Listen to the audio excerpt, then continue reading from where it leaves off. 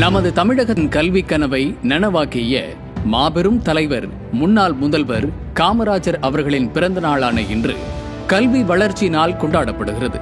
இந்நாளில் கல்வியின் முக்கியத்துவத்தை உணர்ந்து தமிழக மாணவ செல்வங்களின் எதிர்காலத்தை மீட்டெடுக்க உறுதியேற்போம். காமராஜர் ஏழை எளிய மக்களின் குழந்தைகளுக்கு கல்வி கிடைக்க வேண்டும் என்ற உயரிய கனவுடன் இலவச கல்வி, மதிய உணவு திட்டம், பள்ளிகளின் எண்ணிக்கையை பெருக்கம் உள்ளிட்ட புரட்சிகர திட்டங்களை அறிமுகப்படுத்தினார்.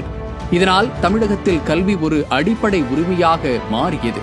கல்வி ஒரு மனிதனை மட்டுமல்ல, ஒரு சமுதாயத்தையே மாற்றும் ஆற்றல் கொண்டது என்ற மகாத்மா காந்தியின் கூற்றை நனவாக்கியவர் காமராஜர். ஆனால் இன்று பொம்மை முதல்வர் ஸ்டாலின் ஆட்சியில் தமிழகத்தின் கல்வித்துறை பெரும் நெருக்கடியில் உள்ளது.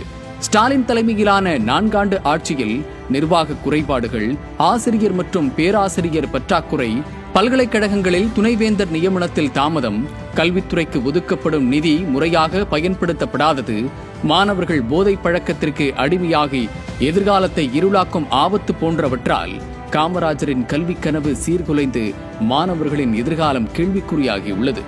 கல்வி அறிவை அழிக்க முடியாது, அது நமது மிகப்பெரிய சொத்து என்கிறார் எதிர்க்கட்சி தலைவர் எடப்பாடி கே பழனிசாமி. ஆனால் தற்போதைய பொம்மை முதல்வர் ஆட்சியில் பள்ளியில் ஆசிரியர்கள் இல்லை, புத்தகங்கள் கிடைப்பதில் தாமதம், பெண் குழந்தைகளுக்கு பாதுகாப்பு இல்லை, அடிப்படை வசதிகள் அறவே இல்லை, பள்ளி செல்ல போதிய அரசு பேருந்துகள் இல்லை.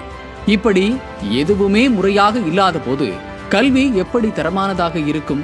அழிக்க முடியாத கல்வியை கொடுக்க வேண்டிய அரசோ மாணவர்களை போதை பாதைக்கு அழைத்து செல்கிறது. கல்வி வளர்ச்சி நாளில் காமராஜரின் கனவை மீட்டெடுக்க உறுதியேற்போம். காமராஜரின் கல்வி கனவை மீட்டெடுக்க வேண்டிய நேரம் இது. தமிழக மாணவர்களின் எதிர்காலத்தை பிரகாசமாக்க ஒவ்வொரு குடிமகனும் குரல் கொடுப்போம். கல்வி வளர்ச்சி நாளை மீட்டெடுப்போம். தமிழகத்தின் நாளையை உருவாக்குவோம். மக்களை காப்போம். தமிழக மாணவ செல்வங்களின் கல்வியை மீட்போம்.